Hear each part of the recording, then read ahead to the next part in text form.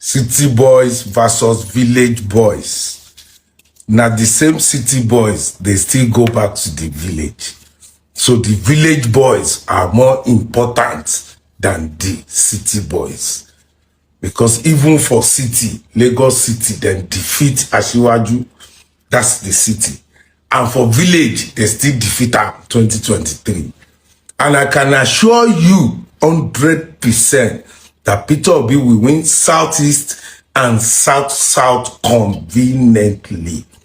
So if you like, pack the boys where they city, village, no they speak their language for city. Now them they go with you. If they see one where they do short for Imo, where they pack people where want chop.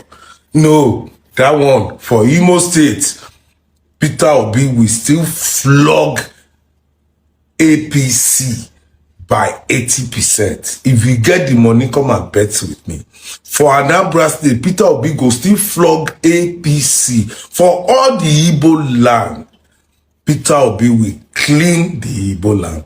So if you like, take all the dirty governors, take all their House of Reps, take everything you want to take. Village boys are more valuable than city boys. Okay? Isaac is right in every way.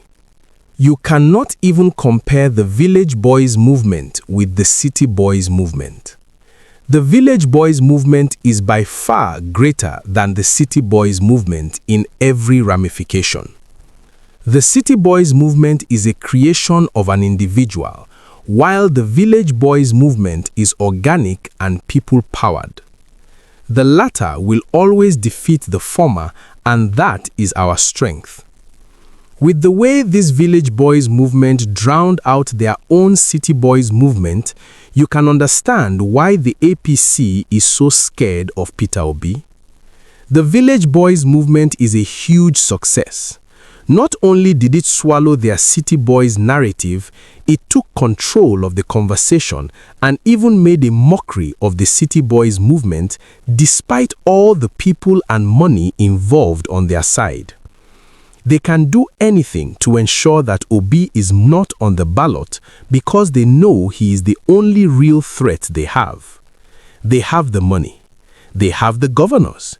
They have the police, the army, and every structure. But Obi has the people, and that is what scares them. Let me break this down properly. There is a big difference between manufactured support and organic support. Manufactured support is built with money, appointments, influence, and access to power. It is often loud.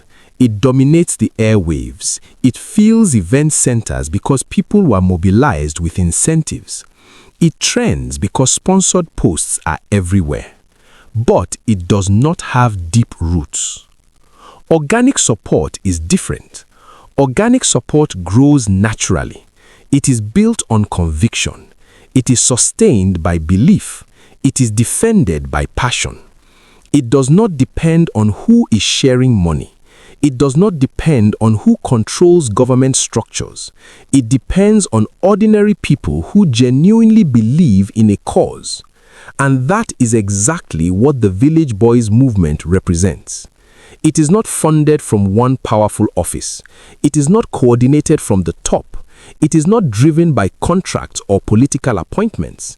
It is driven by frustration with the system. It is driven by hope for something better. It is driven by young Nigerians who feel the weight of unemployment. It is driven by families who cannot afford basic necessities anymore. It is driven by students who are unsure about their future. It is driven by professionals who are tired of watching their country decline. Nobody needs to pay these people to speak. Nobody needs to force them to defend their position. They speak because they believe. That is why organic support is stronger than any other kind of support. When people believe in a cause, they invest their time, they invest their energy, they argue for it online, they create content, they design graphics, they volunteer, they mobilize others, they defend it in conversations in buses, in markets, in churches, in mosques, in offices, and on campuses. That kind of support cannot be switched off because funding stopped. It cannot be silenced because someone was threatened. It cannot be dismantled because one leader was attacked. Because the movement is not about one office. It is about millions of minds that have made a decision. History has shown repeatedly that when an opposition movement builds strong grassroots organic support, even incumbents with massive structures can be defeated. Look at Sri Lanka in 2015. Maithripala Sirisena emerged as a challenger and built a broad people-driven coalition that tapped into public dissatisfaction. Despite the strength and experience of the incumbent president, Mahinda Rajapaksa, the organic wave of citizens demanding change led to the defeat of a sitting leader. Another example is in Zambia in 2021. Hakainde Hichilema had contested multiple times before finally winning.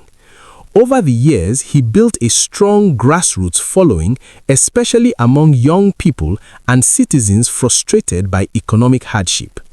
Despite the power of incumbency held by Edgar Lungu, the energized, people-driven support base turned out massively and delivered victory to the opposition candidate. These examples show something very important. When the people move together with conviction, structures begin to weaken. That is the fear. Because organic movements are unpredictable. They are not centrally controlled. They do not wait for instructions from above. They grow horizontally, not vertically. One person convinces 5, 5 convince 20, 20 convince 100. Before you know it, the narrative has shifted. That is what happened with the Village Boys movement. It was not launched with a grand ceremony. It was not introduced with government funding. It simply resonated. It struck a chord, and once it connected emotionally with people, it spread rapidly. It drowned out the City Boys narrative because authenticity always outperforms propaganda in the long run. People can sense what is forced and what is real. And what is real always lasts longer. This is why they are uncomfortable. Because if the ballot truly reflects the will of the people, and if voter participation is high, organic support becomes a powerful political force.